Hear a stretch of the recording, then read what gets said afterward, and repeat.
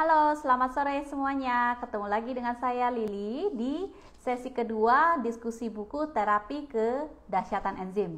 Kenapa sih kita bicara tentang enzim? Enzim itu sendiri apa? Oke. Nah, enzim itu sebenarnya dia adalah molekul protein yang diproduksi oleh semua makhluk hidup, manusia, hewan maupun tumbuhan. Ya. Nah, enzim ini tuh ada 3 jenis kalau di manusia ya. Itu ada enzim pencernaan, di mana enzim ini diproduksi oleh tubuh kita dari, contohnya misalnya dihasilkan oleh si kelenjar ludah, terus dihasilkan juga oleh lambung kita, pankreas kita. Terus ada juga enzim yang berasal dari luar tubuh kita, ya, itu namanya enzim makanan.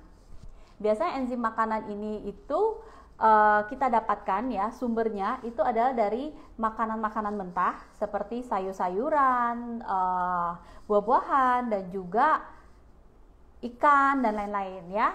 Nah, makanan yang dipanaskan tidak lebih dari 46 derajat itu pada umumnya masih memiliki enzim ya, sehingga itu juga bisa menjadi sumber makanan yang memiliki enzim.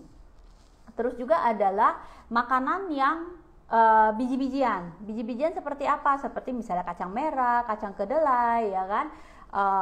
Beras pun sebenarnya termasuk ke dalam biji-bijian. Oke. Nah, khusus untuk biji-bijian ini, ya, ini masih dapat dan harus ya, bukan masih, harus dipanaskan lebih dari 47 derajat ya, karena di biji-bijian ini dia memiliki pelindung atau namanya inhibitor enzim, di mana enzim itu tidak akan bisa terurai dengan mudah, tidak bisa terserap dengan baik oleh tubuh kita jika tidak dipanaskan. Tapi kalau dia udah kena panas ya, suhu tinggi, itu baru bisa dipakai oleh tubuh kita. Makanya kan kalau kita masak nasi gitu ya, dan kacang segala macam, itu kita nggak usah khawatir. Beda perlakuannya dengan ketika kita mengkonsumsi sayur-sayuran. Oke. Nah, enzim yang satu lagi adalah enzim metabolik. Ini enzim yang dihasilkan oleh organ-organ tubuh kita seperti jantung, paru-paru, dan lain-lain. Fungsinya buat apa? Macam-macam ya, karena seperti menjaga kinerja jantung kita, paru-paru kita, ya kan, bahkan untuk regenerasi sel, bahkan sampai ke reproduksi. Karena pada dasarnya untuk kita hidup, ya kan, kita membutuhkan enzim, karena enzim ini adalah penyebab dari reaksi kimia di seluruh tubuh kita. Ini ditulis oleh Dr. Howell ya, bahwa pada saat potensi enzim telah habis, maka hidup tubuh tersebut juga akan segera berakhir. Oke. Ya, jadi inilah pentingnya enzim dan kenapa kita coba sharing nih isi buku dari kedahsyatan terapi enzim ini ya, supaya kita sama-sama lebih bisa memperhatikan lagi konsumsi makanan kita ya, karena enzim ini sebenarnya bisa habis. Ada satu namanya enzim pangkal. Enzim pangkal ini tuh seperti tabungan enzim yang kita dapatkan ketika kita lahir, ya. Jadi ini adalah enzim yang belum dirubah oleh tubuh menjadi enzim pencernaan ataupun enzim metabolik. Dia akan dirubah sesuai dengan kebutuhan tubuh kita. Jika misalnya tubuh kita sudah terlalu lelah melakukan regenerasi sel karena adanya radikal bebas dan lain-lain, dan membutuhkan yang namanya enzim metabolik ya, misalnya untuk area paru-paru, maka enzim pangkal ini akan dirubah oleh tubuh ya untuk menjadi enzim yang berfungsi di paru-paru kita. Jadi ini akan bisa dipakai dan akan habis. Supaya dia tidak habis, bagaimana caranya? Ya, caranya adalah kita harus bantu dengan mengkonsumsi makanan kaya enzim tersebut. Itu untuk menghemat enzim dalam tubuh kita. Ada juga banyak makanan atau juga kebiasaan-kebiasaan kita yang menguras enzim kita, memboroskan enzim di dalam tubuh kita. Nah, apa saja? Itulah yang kita akan bahas di sesi kedua hari ini. Tubuh kita ini sebenarnya memiliki mekanisme pertahanan atau self healing yang sangat baik. Ya, nah, mekanisme ini menjadi semakin baik jika kita memiliki sistem pencernaan tubuh yang sangat baik. Hubungannya apa gitu ya? Ternyata hubungannya ada di sini nih teman-teman. Jadi ketika kita mengkonsumsi suatu makanan dan misalnya makanan itu makanan yang tidak kaya enzim, maka makanan itu akan menambah tumpukan sampah di dalam tubuh kita. Dan ketika tubuh memiliki sejumlah sampah yang tidak bisa dikeluarkan oleh tubuh, ya, maka lama-lama sampah-sampah di dalam tubuh kita itu akan mengeluarkan racun, akan mengeluarkan radikal bebas, ya, yang akan diserap oleh sel-sel dalam tubuh, dalam darah kita, yang akan terbawa ke seluruh tubuh kita, ya. Jadi meskipun meskipun masalahnya ada di perut kita, tetapi pada akhirnya itu akan menyebabkan semua masalah dalam tubuh kita. Makanya sangat penting kita memiliki pencernaan yang sehat. Oke? Di sini juga ada dibilang bahwa sampah-sampah yang menumpuk di dalam sel tubuh sejatinya berasal dari usus.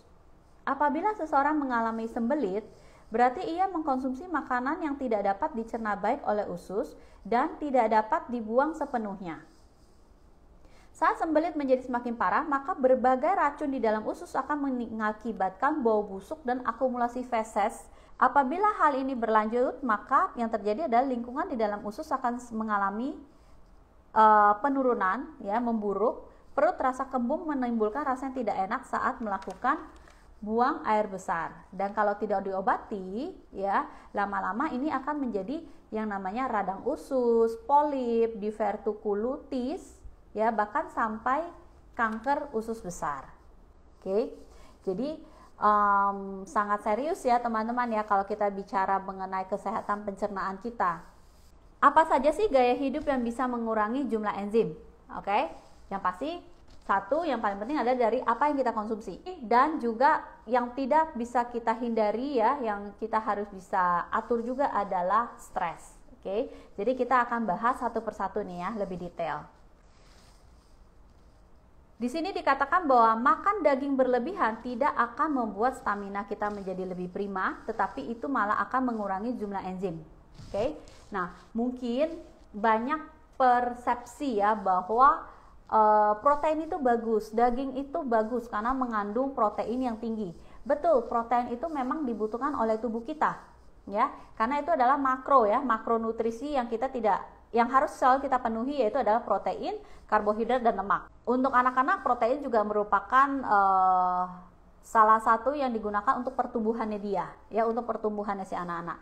Dan untuk juga recover, ya, jadi ketika tubuh kita sakit, kita juga akan membutuhkan protein untuk pemulihan. Tetapi ketika protein itu berlebihan di dalam tubuh kita, ya kan, maka yang terjadi adalah tubuh kita tidak bisa mencerna protein itu semua, ya, dan itu hanya akan berakhir menjadi sampah. Ketika itu sudah menjadi sampah, maka tubuh kita harus menggunakan enzim yang lebih banyak untuk mengeluarkan dia dari tubuh kita. Pada akhirnya, ya, tubuh kita mengalami defisit enzim ketika makan. Studi besar di Inggris dan Jerman menunjukkan bahwa mereka yang mengkonsumsi banyak sayur dan buah ternyata beresiko terkena kanker lebih kecil dengan 40% dibandingkan dengan yang pemakan daging. Kalau anak-anak mengkonsumsi daging secara berlebihan, ini juga akan menimbulkan masalah. Betul, anak-anak yang mengkonsumsi daging dengan jumlah yang cukup besar itu biasanya memiliki pertumbuhan tubuh yang lebih cepat dibandingkan anak-anak seusia mereka, ya, yang memiliki konsumsi daging yang lebih sedikit. Tetapi bisa menimbulkan ADHD atau attention deficit atau hyperactivity disorder, ya. Dan anak-anak ini juga memiliki masalah gangguan perilaku yang lebih cepat gelisah, marah, ya, karena kelebihan protein itu, ya, memicu defisiensi kalsium. Jadi untuk tubuh mencerna si protein, tubuh juga membutuhkan kalsium.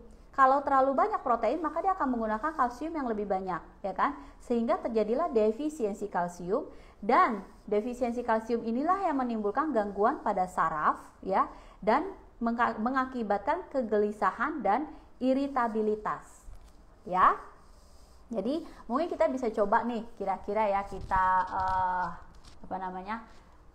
pikir-pikir lagi gitu ya, menu-menu makanan anak-anak kita gitu ya, dengan behavior, dengan perilakunya sehari-hari. Jika mungkin kita merasa anak-anak kita kok kayaknya gelisah, kayaknya bad mood terus gitu ya, atau gampang sensi gitu ya, senggol bacok gitu ya. Nah, mungkin kita boleh juga coba mikirin sebenarnya apa saja yang dia konsumsi di hari itu. Oke? Apakah dia mengkonsumsi terlalu banyak? Nah, mungkin teman-teman juga sebenarnya bisa bikin bikin tes sendiri gitu ya. Misalnya nih, setiap hari biasanya anak-anak kita mengkonsumsi daging 3 kali sehari ya, dengan porsi yang cukup banyak, misalnya 1 mangkok gitu ya.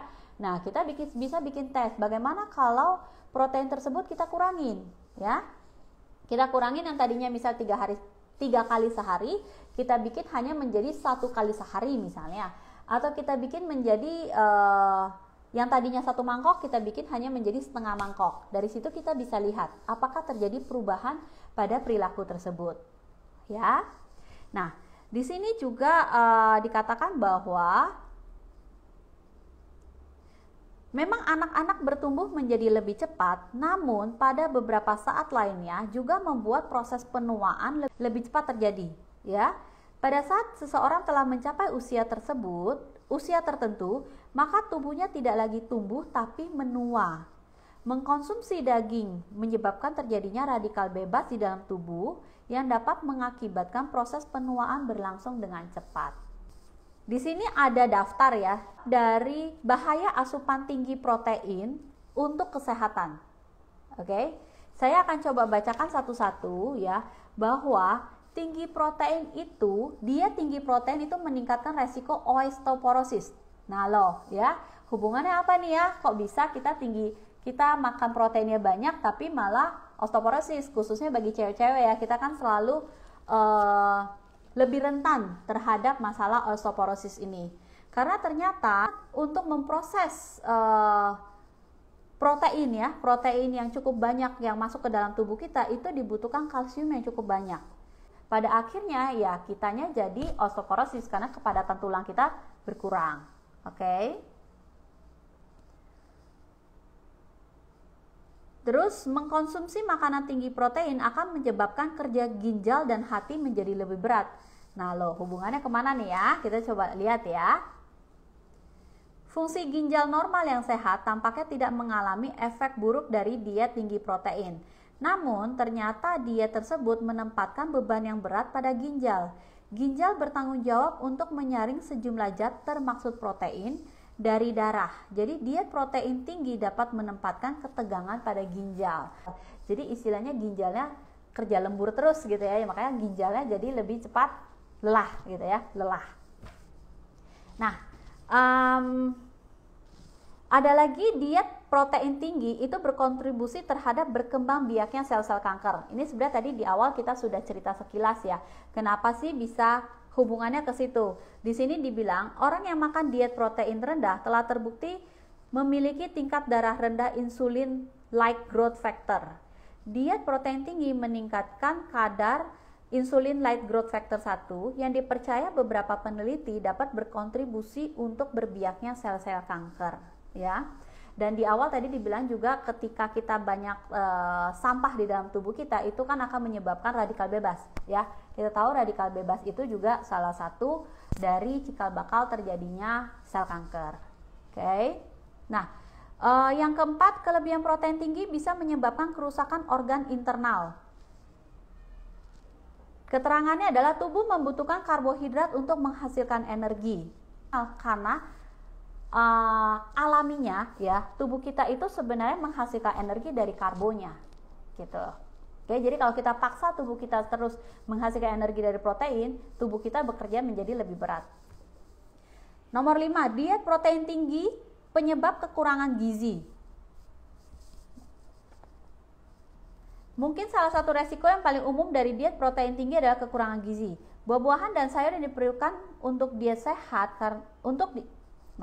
Buah-buahan dan sayuran yang diperlukan untuk diet sehat karena menyediakan vitamin dan mineral yang dibutuhkan oleh tubuh. Tidak mengkonsumsi biji-bijian menghilangkan serat dapat menyebabkan meningkatnya resiko defisiensi vitamin E dan B, serta sindrom iritasi usus besar dan dalam jangka waktu yang panjang akan terjangkiti kanker usus besar. Nah, ini mungkin ketika kita makan protein yang cukup tinggi dan kita lupa ya untuk mengkonsumsi lebih banyak sayur dan buah-buahan ya, itu menyebabkan kita jadi kekurangan gizi.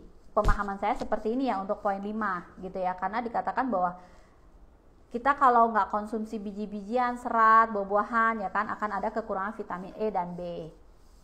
Oke, nah yang keenam, kelebihan protein ini dapat menyebabkan kekurangan energi. Nah loh ya, jadi dulu kan dipercaya ya bahwa kalau kita nggak makan daging badan kita lemes ya, nggak kuat gitu ya. Ternyata kalau kita makan daging berlebihan, ini yang terjadi adalah kebalikannya, malah tubuh kita nggak ada energi ya, kekurangan energi. Kenapa bisa begitu? Ini sama seperti yang tadi kita ceritakan bahwa ketika kita kelebihan protein, maka tubuh bekerja lebih keras ya untuk mengeluarkan sisa-sisa protein ataupun sisa-sisa protein yang rusak ya, yang tidak tercerna dengan baik, itu kan rusak untuk dikeluarkan. Nah, untuk mengeluarkan itu semua, tubuh kita itu membutuhkan energi yang sangat besar. Jadi energinya habis buat hal-hal seperti itu, akhirnya kita malah jadi tidak berenergi ya, tidak cukup berenergi untuk menjalankan aktivitas kita sehari-hari. Nah, yang terakhir, ini yang tadi juga sempat disinggung ya, kelebihan protein menyebabkan ADHD pada anak-anak di masa tumbuh kembang. Jadi itu adalah 7 akibat jika kita mengkonsumsi protein hewani terlalu tinggi ya, tinggi protein. Oke, tadi adalah daging ya, berikutnya kita bicara telur nih. Telur ini juga sama nih, kita kan selalu berpikir telur kan bagus ya.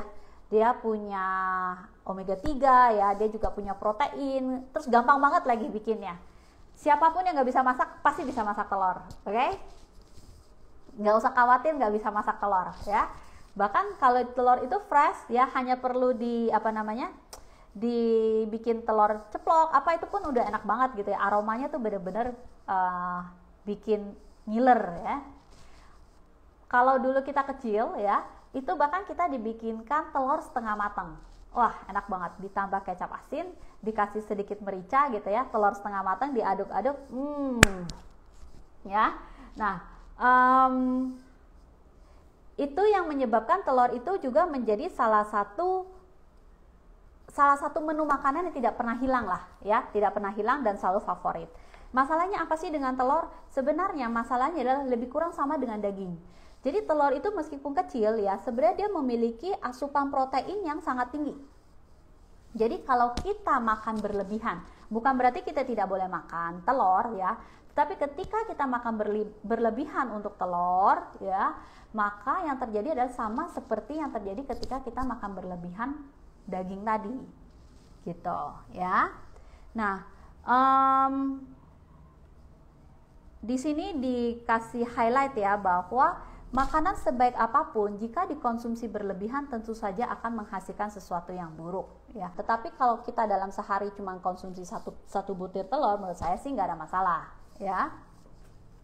Tapi kalau sehari 5 telur gitu ya, terus setiap hari gitu ya, nah nggak cuma masalah yang tinggi protein aja, lama-lama kita kolesterol juga. Oke? Nah, ketiga adalah susu. Oke? Ini susu ini sebenarnya sudah menjadi apa ya, pro and cons-nya sudah sangat lama sekali ya. Bahkan dari dulu sebelum kita benar-benar mencoba memperhatikan healthy food gitu ya, sebenarnya pro and cons susu ini sudah sangat banyak sekali. Sehingga sangat menarik nih hari ini untuk kita ceritakan. Sebenarnya susu ya, pada awalnya ketika susu itu diperah dari si sapi, itu memiliki enzim yang baik untuk kesehatan. Bahkan di Yunani ya, itu pernah dilakukan terapi dengan susu, tapi susunya adalah susu segar ya, yang habis diperah dari si sapi. Oke. Nah, apa saja sih enzim yang dipunyai oleh si susu sapi itu? Enzim tersebut menguraikan laktosa ya, karena dia mampu mengurai laktosa ya. Terus juga memiliki enzim protease yang menguraikan protein ya. Tetapi hanya berlaku jika susu ini segar, yang belum mengalami proses produksi secara massal. Bahkan di susu ini juga mengandung yang namanya laktoferin, anti peradangan yang juga memberikan imunitas baik untuk tubuh. Oke, jadi secara alamiah si susu itu memang memiliki enzim. Oke, tetapi kenapa si susu itu menjadi tidak baik buat kita? Itu karena ada dua hal ya. Satu adalah proses produksinya ya. Kedua adalah tergantung usia kita juga. Oke. Nah, tadi kan banyak nih hal-hal baik dari si susu gitu ya. Tetapi sayangnya ketika si susu itu diproduksi secara massal ya, mau nggak mau susu itu harus mengalami dua proses. Oke, satu yang namanya proses homogenisasi. Itu adalah proses membuat si susu itu menjadi teksturnya ya. Teksturnya itu menjadi stabil, menjadi cairan ya. Kalau kita minum itu cairan, tidak ada gumpalan-gumpalan apapun gitu ya. Karena susu yang diperah dari si sapi itu memiliki lemak-lemak yang kadang-kadang menggumpal ya. Mungkin kalau buat teman-teman misalnya yang ASI ya, yang memberikan ASI gitu ya, atau mungkin kalau buat bapak-bapak gitu ya, pernah lihat ASI dari istri yang masuk ke kulkas gitu, itu biasanya dia ada gumpalan-gumpalan. Oke, itu memang adalah lemak yang terdapat pada susu. Nah, kalau dijual ya ada gumpalan-gumpalan begitu kan biasanya nggak enak nih ya buat di kita gitu ya, buat sebagai konsumen. Akhirnya si produsen melakukan yang namanya homogenisasi, dan ketika dia melakukan homogenisasi supaya si molekul dari si susu ini menjadi stabil, cair terus, nggak lengket-lengket gitu ya, itu menyebabkan lemak pada susu itu teroksidasi. Nah, kita tahu makanan yang teroksidasi itu efeknya apa ke tubuh ya? Itu adalah radikal bebas. Oke, satu itu menyebabkan sampah, kedua itu menyebabkan radikal bebas ya. Jadi itu proses pertama, homogenisasi. Terus ada yang namanya proses kedua, yaitu pasteurisasi. Itu adalah proses supaya tidak di susu itu bebas dari bakteri ya. Nah, si susu ini akan dipanaskan ya. Pemanasannya kalau di sini dikasih tahu ada 4 caranya ya. Ada pasteurisasi rendah, tinggi dan singkat, dan pasteurisasi sangat tinggi. Oke. Pasteurisasi rendah itu dilakukan dipanaskan ya dalam suhu sekitar 62 sampai 65 derajat selama 30 menit. Kalau yang pasteurisasi sangat tinggi itu dipanaskan hingga 120 sampai 130 derajat selama 2 detik saja. Nah, di awal kita juga cerita ya bahwa makanan yang dipanaskan lebih dari 46 derajat, maka itu akan menghancurkan semua enzim. Jadi yang enzim-enzim baik yang tadi terkandung di susu itu pada akhirnya ketika sudah dipasteurisasi sudah hilang. Oke, jadi tidak ada lagi kegunaannya gitu ya, enzimnya jadi sudah hilang. Sudah dapat lemak yang teroksidasi tadi, terus tidak ada enzimnya pula. Oke, itulah mengapa susu sapi itu tidak direkomendasi ya di dalam buku ini. Hal berikutnya juga adalah pada orang yang telah dewasa, banyak yang tidak memiliki kecukupan enzim laktase di dalam tubuhnya. Enzim ini memiliki fungsi untuk mengubah laktase menjadi laktos atau laktosa. Ya, ketika masih bayi, enzim laktase masih banyak dan seiring pertumbuhan usia, enzim ini berkurang. Seringkali ketika kita mengalami perut yang bergemuruh dan diare, sebab ketidakmampuan usus dalam mencerna laktosa. Nah, terus tadi kan kita ada bilang yang masalah laktoferin ya. Tapi laktoferin yang merupakan antioksidan atau zat untuk sistem kekebalan tubuh, itu kalau kita sudah dewasa itu hanya akan habis ya atau akan terurai di dalam asam lambung. Jadi kalau kita udah dewasa karena lambung kita sudah sudah sempurna gitu ya, kita sudah memiliki kandungan asam lambung yang cukup, maka si laktoferin itu sudah tidak bisa, dia bahkan sudah hancur ketika masuk di dalam asam lambung kita. Jadi udah tidak ada gunanya lagi. Tuh. Terus ada juga yang bilang bahwa kalau minum susu itu kan bisa menambah kalsium bagi tubuh kita. Oke. Nah, ternyata yang terjadi adalah seperti ini, teman-teman. Kadar kalsium di dalam darah manusia biasanya dipatok 9 sampai 10 mg. Tetapi saat kita mengkonsumsi susu, dalam sepintas memang kita akan merasakan kenaikan kalsium di dalam darah. Namun, peningkatan jumlah dari kalsium di dalam darah ini malah memiliki sisi yang buruk. Ketika konsentrasi di kalsium dalam darah tiba-tiba meningkat, tubuh akan berusaha menormalkannya kembali dengan membuang kalsium lewat ginjal dan terbuang melalui urin. Inilah yang terjadi pada banyak negara dengan konsumsi susu tertinggi di dunia seperti Amerika Serikat, Denmark, Swedia, dan Finlandia. Di negara-negara tersebut ditemukan banyak sekali penderita osteoporosis dan retak tulang panggul. Nah, di sini juga ada dikatakan ya, khususnya buat anak laki-laki nih ya. Susu sapi juga tidak bagus dikonsumsi utamanya bagi anak laki-laki. Kenapa begini? Karena peternakan, khususnya untuk peternakan susu massal ya, biasanya si sapi-sapi tersebut diberikan hormon ya, diberikan injeksi hormon betina ya, supaya dia bisa lebih cepat hamil, supaya dia bisa menghasilkan susu yang lebih banyak. Oke. Nah, hormon-hormon ini itu akan terkandung di dalam susunya sapi tersebut, dan itu tidak akan hilang meskipun sudah melalui proses homogenisasi ataupun pasteurisasi yang tadi. Jika ya si anak-anak kita itu meminum susu sapi yang masih memiliki hormon wanita tersebut, hormon betina ya, hormon betina tersebut, maka hormon tersebut akan menumpuk di dalam tubuhnya si anak laki-laki kita kan. Karena kita tahu ya, ketika terjadi ketidakseimbangan hormon, misalnya seorang laki-laki memiliki hormon wanita yang lebih banyak, maka mungkin terjadi perubahan-perubahan pada fisik yang tidak sesuai ya. Atau mungkin juga tidak hanya fisik tapi juga perilaku. Oke. Nah, di sini dikasih tahu kalau masih pengen ya, kalau masih pengen minum susu gitu. Gimana? Masih pengen minum susu sapi, soal susu sapi enak banget, misalnya creamy gitu ya. Nah, disarankan ya untuk selalu hanya mengkonsumsi susu sapi segar dan dipanaskan dengan cara seperti ini nih. Oke, teman-teman itu harus memanaskan susu sapi tidak lebih dari 46 derajat ya, dan hanya dalam waktu 1 menit. Oke, jadi teman-teman punya satu panci ya. Ini akan diisi oleh air panas. Oke, ya. Di atasnya teman-teman taruh lagi seperti ini ya. Ini kalau dalam istilah kulineri itu ada bahasanya double apa gitu, tapi saya nggak inget lah ya. Jadi dipanaskan seperti ini. Oke. Ya. Di dalamnya air panas, susunya taruh di sini, ya kan? Nanti air panasnya kan akan memanaskan si susu yang ada di dalam sini. Oke. Nah, pastikan susu yang dipanaskan itu tidak lebih dari 1 menit dan tidak melewati 45 derajat. Setelah itu, ya, teman-teman juga harus memiliki wadah ya yang berisi es ataupun air yang sangat dingin. Oke?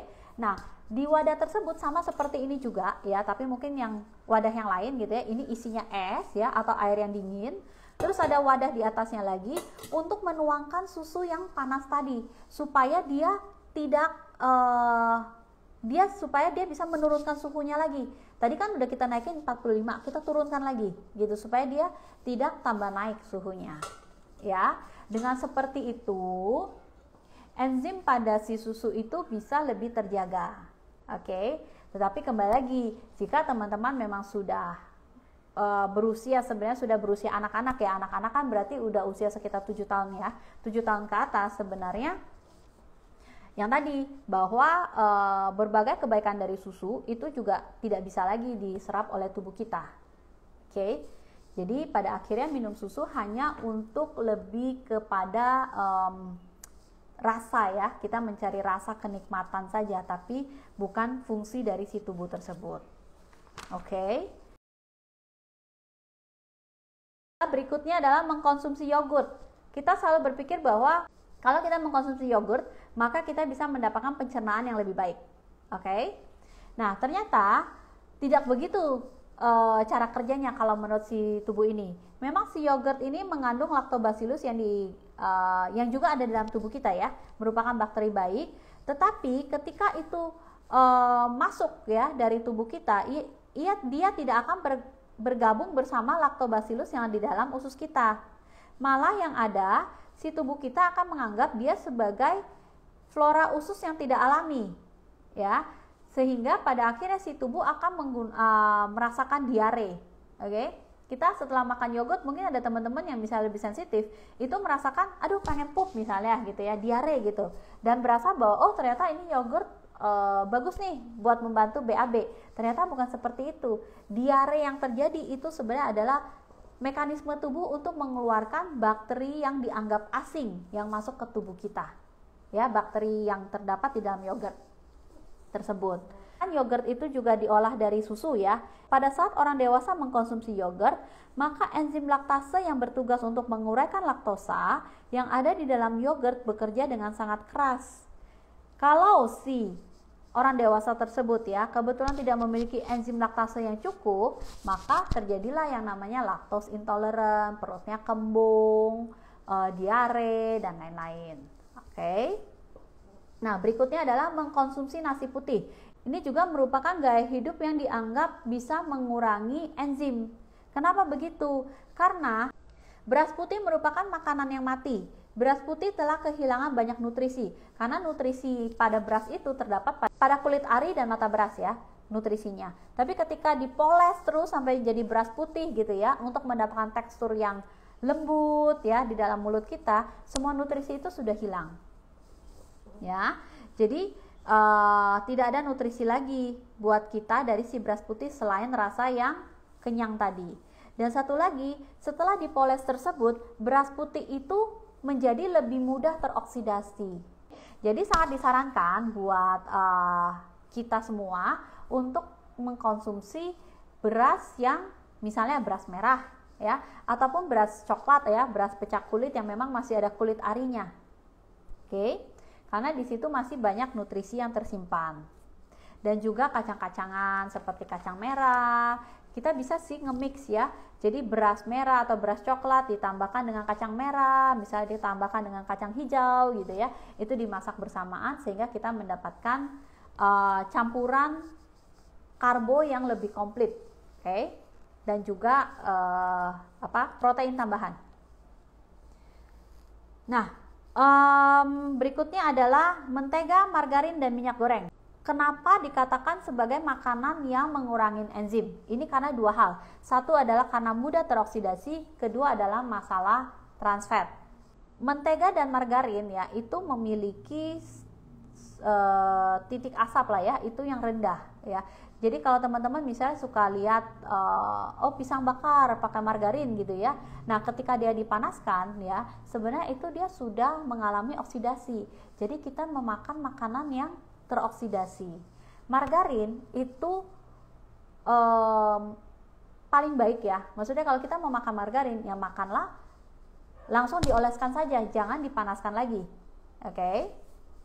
Nah, ada juga mengenai margarin mengandung trans fat. Nah, ini juga seru nih ya. Ini juga merupakan pro and cons gitu. Karena di dalam buku ini juga diceritakan ya, kenapa dikatakan margarin itu memiliki trans fat. Padahal sebenarnya kalau teman-teman lihat ya, beberapa merek yang ada di pasaran ya di Indonesia itu bahkan ada yang menulis zero trans fat. Oke, kenapa bisa beda? Kok ada yang bilang margarin zero trans fat, ada yang bilang margarin trans fat, ya memiliki trans fat. Nah, ternyata ini karena seperti ini. Margarin yang dibuat dari dibuat dari sayur-sayuran ya, bukan sayuran, maksudnya nabati ya, kayak misalnya corn oil atau sunflower oil gitu ya. Itu biasanya terbuat dari minyak sayur yang cair. Oke, jadi dia cair. Supaya dia bisa jadi padat ya, menjadi margarin yang padat, dia harus melakukan proses hidrogenisasi. Nah, proses hidrogenisasi inilah yang memunculkan lemak jenuh, lemak trans fat tersebut pada si margarin. Ya, jadi ketika margarin tersebut berasal dari minyak sayur yang cair ya, itu dia akan memiliki trans fat karena melalui proses hidrogenisasi tadi. Tetapi ya, sepemahaman kita di Indonesia kebanyakan margarin itu berasal dari palm oil ya, atau kelapa sawit. Nah, kelapa sawit itu ketika diolah dia akan menghasilkan dua jenis ya. Satu adalah yang cair, satu lagi adalah yang solid. Oke. Yang cair itu diproses menjadi minyak goreng ya, yang kita tahu seperti merek-merek di pasaran, dan yang solid itu akan diproses menjadi margarin. Tapi karena bentuknya sudah solid ya, maka tidak perlu melalui proses hidrogenisasi lagi. Sehingga lemak trans itu tidak terkandung di dalam si margarin dari palm oil tersebut, ya. Nah, jadi teman-teman mungkin kalau masih tetap ya kadang-kadang kita masih mau memuaskan rasa ya di lidah kita gitu ya. Jadi carilah margarin yang memang ditulis zero trans fat, atau teman-teman bisa lihat sumber istilahnya si margarin ini dibuat dari mana. Kalau dibuat dari minyak-minyak seperti corn oil, sunflower, canola, itu pasti dia ada hidrogenisasi, sudah pasti ada trans fat. Oke. Jadi itu satu ya. Kedua adalah ya margarinnya jangan diproses dengan pemanasan, makan saja seadanya. Misalnya mau dioleskan di di roti ya langsung saja gitu ya, jangan dibikin pisang bakar atau roti bakar gitu. Nah, minyak goreng bagaimana teman-teman? Sama, minyak goreng ini sebenarnya lebih kepada trans fat. Ya, trans fat ini terjadi ketika minyak goreng ini sudah digunakan berkali-kali ya. Kita tahu ya kalau kita suka makan gorengan gitu ya, biasanya kan nggak mungkin sekali goreng minyaknya langsung buang gitu ya. Apalagi kalau kita makannya di luar gitu, nggak mungkin dong pengusaha sekali goreng buang ganti minyak baru gitu ya. Apalagi kalau kayak kemarin minyak lagi mahal gitu.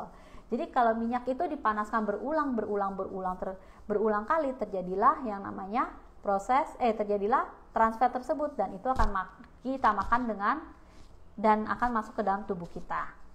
Di sini ada kasih tips nih ke kita nih ya. Kalau kita masih tetap ya, pecinta gorengan ya, itu kita dikasih beberapa tips. Satu, kurangin frekuensi makan ya. Kedua, gorenglah di rumah ya, karena kita tahu kalau kita di rumah kan nggak mungkin kita pakai ulang-ulang ya, mungkin 2-3 kali, maksimal 3 kali kita udah buang airnya, minyaknya ya kita ganti. Jadi goreng sendiri, oke? Dan pas makan gorengan ini meskipun agak kurang esensinya ya, kulitnya dibuang, jangan dimakan. Padahal kriuknya ada di kulitnya gitu ya. Jadi kalau kita buang kulitnya sebenarnya jadi udah nggak ini lagi ya, udah nggak terasa makan gorengan gitu ya. Tapi ini dikasih tahu, buanglah kulitnya dan dikunyah selama mungkin gitu, karena enzim di dalam mulut kita yang keluar dari kelenjar ludah ketika kita mengunyah itu akan membantu proses tubuh kita nanti, mempermudah tubuh kita memproses si gorengan tersebut. Oke? Nah, ini yang ketujuh ya, itu adalah kebiasaan minum kopi. Oke ya, jadi siapa yang kalau bangun pagi bakal merasa lebih fresh gitu ya, lebih ready for the day ketika dia sudah minum kopi. Nah, kenapa kopi ini dianggap tidak baik buat tubuh? Karena kopi ini membuat tubuh kita itu selalu di dalam kondisi waspada ya. Jadi setiap kali kita minum kopi, itu tubuh kita tuh nggak bisa rileks, waspada terus. Istilahnya kalau kita waspada terus-terusan ya tubuh kita lama-lama juga capek kan. Nah, ini dilistkan ya, apa saja efek negatif dari mengkonsumsi tubuh ya. Ketika kita minum kopi secara reguler, sebenarnya itu malah membuat tubuh kita menjadi tidak bisa tidur ya, insomnia, pola tidur abnormal. Kita tahu kalau kita tidak bisa tidur ya, maka proses regenerasi sel pada tubuh kita itu akan melambat ya. Pada akhirnya misalnya kita sakit, kita juga nggak bisa sembuh dengan lebih cepat. Oke. Terus ada juga gula darah tinggi. Kalau gula darah tinggi ini mungkin khusus bagi peminum kopi yang menggunakan gula ya. Jadi setiap kali dia minum kopi dia akan ada gula di dalamnya ya. Tapi kalau buat teman-teman yang mungkin minum kopinya memang black coffee, nggak pakai gula, ini bisa kita keluarkan dari list. Terus berikutnya efek negatifnya adalah depresi ya. Ketika kita kecanduan minum kopi ya, kecanduan kopi menyebabkan produksi adrenalin berlebihan dan pelepasan dari kelenjar adrenal. Seiring dengan peningkatan produksi adrenalin, serotonin neurotransmitter menurun dalam bereproduksi. Neurotransmitter ini bertanggung jawab untuk mencegah depresi dan membantu kita untuk bersantai dan tetap tenang. Nah, karena tubuh kita memiliki adrenalin berlebih ya, sehingga si neurotransmitter yang seharusnya bikin tubuh kita lebih santai, itu dia tidak bekerja lagi. Makanya tubuh kita menjadi depresi. Mungkin ini juga jadi salah satu teman-teman bisa lihat ya, kalau misalnya ada orang yang suka minum kopi ya, dia memang pecandu penikmat kopi aliran keras ya. Nah, jika dia memiliki emosional yang lebih tidak stabil atau orangnya seperti depresi, mungkin memang dia sudah sampai di tahap di mana si neurotransmitternya sudah tidak bisa bekerja dengan baik ya. Itu tanda-tandanya ketika orang tersebut ya memang harus mengurangi kopi di dalam asupan harian mereka. Dehidrasi kita tahu ya, kafein itu adalah diuretik ya, dia membuat tubuh kita dehidrasi lebih cepat. Oke, jadi kalau kita minum, normalnya misalnya kita hanya membutuhkan 2 liter air misalnya, ketika kita minum kopi ya kita harus minum air putih lebih banyak lagi untuk menyeimbangkan itu. Malnutrisi, ketika seseorang memiliki kecanduan terhadap kopi ya, itu bisa menyebabkan dia meredam rasa lapar ya. Jadi dia nggak makan tapi dia ngopi terus dan dia berasa kenyang gitu. Pada akhirnya nutrisi yang masuk ke dalam tubuh dia berkurang dan dia menjadi malnutrisi. Oke. Oh, ini masih banyak nih ya.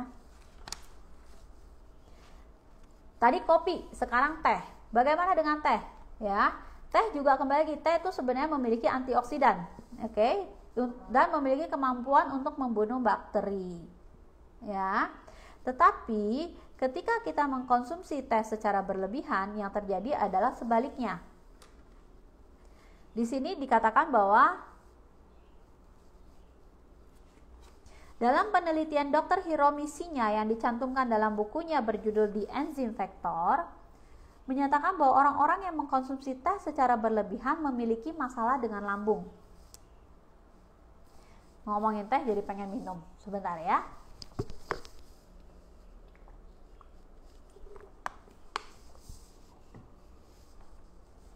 Antioksidan yang terdapat dalam teh sangat baik untuk kesehatan. Namun jika antioksidan ini menyatu dengan antioksidan lainnya, dapat menyebabkan tanin.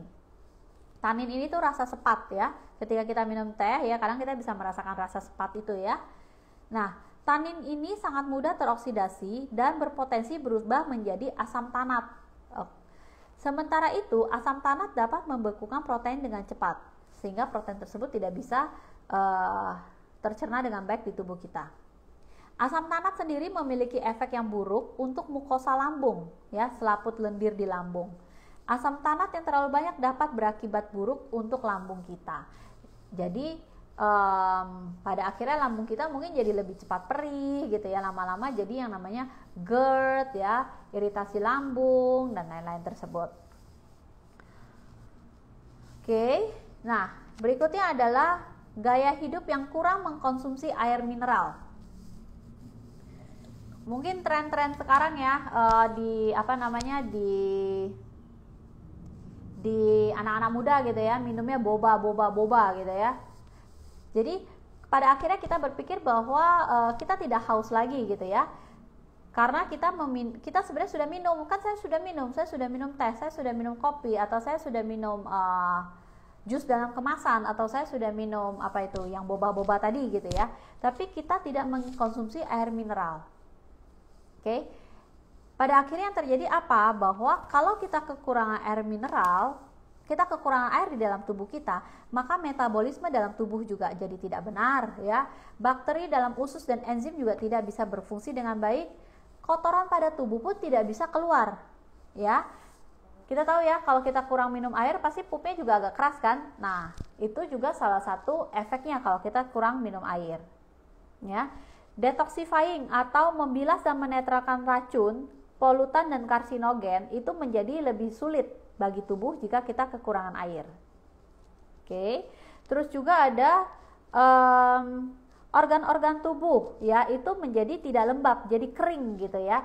Nah, ada beberapa organ tubuh yang sensitif kalau dia kering, sensitif terhadap serangan virus jika dia kering. Contohnya adalah bronkus, mukosa lambung, dan usus. Apabila air yang dikonsumsi seseorang tidak cukup, maka membran mukus dan juga bronkus itu akan mengalami kekeringan ya. Dengan demikian dahak dan lendir akan menempel pada bronkus, akibatnya tempat tersebut menjadi tempat perkembangbiakan bakteri. Oke, ya itulah pentingnya kita mengkonsumsi air mineral dengan cukup. Kalau standarnya kan selalu dibilang 8 gelas ya, minimal 8 gelas atau 2 liter. Tapi teman-teman juga lihat lagi kepada aktivitas hariannya. Kalau memang banyak berada di banyak keringatan ya minum lebih banyak gitu ya. Atau buat busui, bumil ya minum lebih banyak gitu. Jangan malas-malas minum air putih teman-teman. Selalu bawa botol kayak gini nih kemana-mana ya. Minum air putih.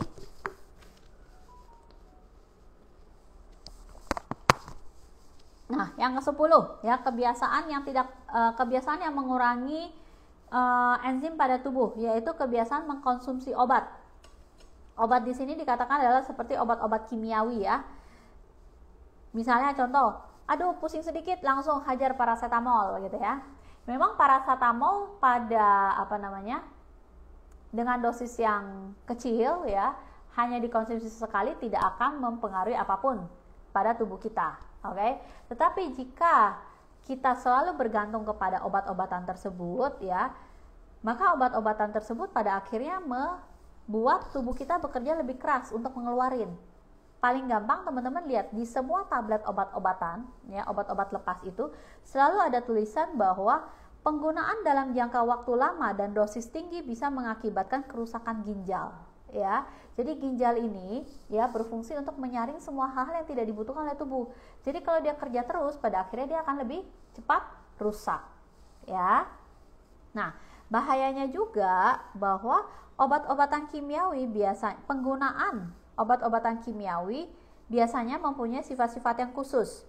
Misalnya, pengobatan ini lebih diarahkan hanya untuk menghilangkan gejala yang timbul dari sebuah penyakit ya. Jadi dikasih obat itu bukan untuk menyembuhkan si penyakit, tapi hanya menghilangkan gejalanya. Oke?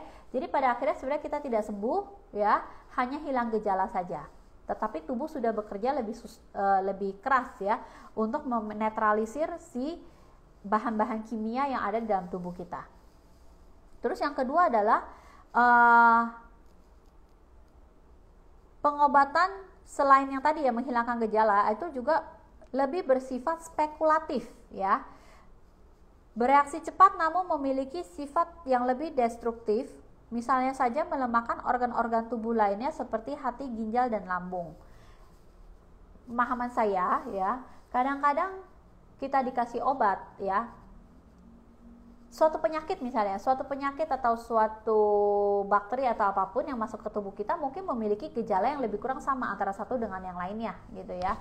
Sehingga mungkin kadang-kadang buat para dokter biar aman gitu ya, atau kira-kira gejalanya sama, dikasihlah satu obat, tapi obat itu mungkin hanya sifatnya spekulatif gitu loh ya. Dia belum tentu ya, karena masih spekulatif ya, belum tentu itu benar-benar bisa menyembuhkan si penyakit tersebut ya. Dan juga karena spekulatif ya, mungkin saja obat yang diberikan itu juga bisa lebih keras ya, sehingga melemahkan organ-organ tubuh lainnya seperti hati, ginjal, dan lambung ya. Jadi bijaksanalah juga dalam mengkonsumsi obat. Jika kita tidak merasa sangat-sangat membutuhkan ya, kita cobalah untuk lebih menyembuhkan diri kita ya dengan menggunakan yang metode yang lebih alami. Seperti apa? Misalnya seperti memang mengkonsumsi makanan-makanan yang meningkatkan daya tahan tubuh kita ya kan. Misalnya kalau pilek gitu ya, batuk pilek, jangan langsung minum obat misalnya. Mungkin kita bisa konsumsi makanan yang lebih bergizi ya kan. Terus juga kita bisa istirahat yang cukup, minum air putih yang banyak ya kan. Kita tunggu dulu 3 hari, kalau sampai 3 hari tidak sembuh-sembuh, barulah kita coba cari pilihan yang lain ya, alternatif yang lain gitu. Atau misalnya pusing, kalau pusing ya sudah jangan dipaksakan gitu, istirahat dulu gitu, jangan langsung hajar obat penghilang pusing seperti itu ya. Nah, kalau bicara pusing, sebenarnya saya punya pengalaman tentang pusing ya, karena entah mengapa ya, tetapi sepertinya memang lebih sensitif ya. Jadi kalau dulu itu misalnya terlalu silau gitu ya, kepala itu rasanya pusing. ruangan terlalu pengap itu juga rasanya pusing, ya. Apalagi tuh, ada bau yang sangat tajam gitu ya, bau yang sangat tajam misalnya kalau kebetulan dulu gitu ya, kamar itu dekat dengan dapur gitu, jadi kalau dapur lagi masak misalnya masak ikan asin gitu ya, itu kan aromanya tajam banget ya, itu juga akan menyebabkan kepala saya pusing ya.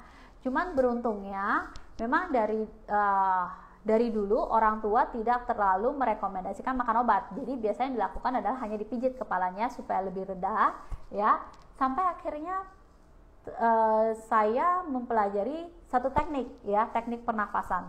Jadi setiap kali saya merasa pusing ya, biasanya saya akan rebahan ya, terus saya akan melakukan mengatur nafas saya supaya lebih teratur ya. Dan ketika teratur terus merasakan rasa sakit di kepala, di titik yang sakit itu, lama-lama sakit itu akan reda sendiri.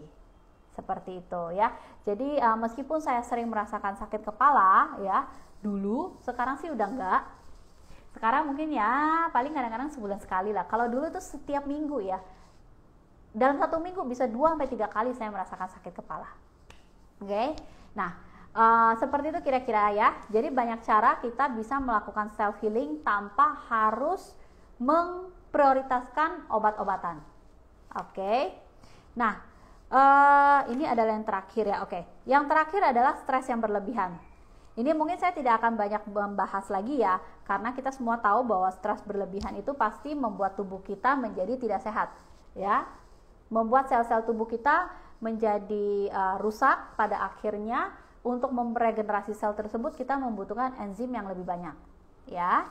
Nah, di sini juga dikatakan bahwa ketika kita stres berlebihan biasanya itu membuat kita membuat diri kita ya, membuat keputusan yang lebih negatif lagi ya. Dalam bentuknya apa? Karena ketika kita stres berlebihan kita susah tidur, kurang berolahraga. Terus biasanya kita suka nyari makanan ya, pelampiasannya di makanan, tapi makanan biasanya junk food. Oke? Pada akhirnya apa? Ya tubuh kita harus kerja keras lagi buat mengeluarkan semua sisa makanan tersebut ya, mengurangi enzim lagi. Oke? Nah, Dr. Hiromisinya dia itu sangat percaya bahwa perasaan yang bahagia itu menjadi obat ya dalam terapi penyembuhan pasien penderita kankernya dia. Ya. Jadi tidak hanya melulu melalui makanan, tapi harus bisa membangun perasaan yang bahagia, perasaan yang bersyukur ya. Seperti hari ini bersyukur saya masih bisa sharing tentang kedahsyatan terapi enzim ya. Perasaan bersyukur tersebut, perasaan bahagia itu harus terus kita pertahankan di dalam tubuh supaya tubuh kita menjadi lebih sehat. Di sini dia bilang ya bahwa jika seseorang merasa tertekan, marah, sedih, cemas, dan takut, maka ia akan mengeluarkan hormon noradrenalin. Hormon ini merupakan racun yang merusak berbagai jaringan di dalam tubuh manusia. Semakin banyak manusia memproduksi hormon negatif ini, maka kerusakan dalam tubuh manusia juga semakin cepat. Hal ini juga menjadi jawaban mengapa banyak orang pada usia muda terkena banyak penyakit. Sudah renta terkena banyak penyakit. Jadi dari muda penyakitan, tua pun penyakitan. Tekanan hidup mengakibatkan seseorang mengalami kesedihan, kecemasan, ketakutan yang ternyata banyak merusak sel-sel dalam tubuh manusia. Oke, ya. Jadi selain dari pola makan yang sehat, ya, kita juga harus pastikan kita bisa mengelola stres. Banyak caranya lah ya, teman-teman bisa cek juga.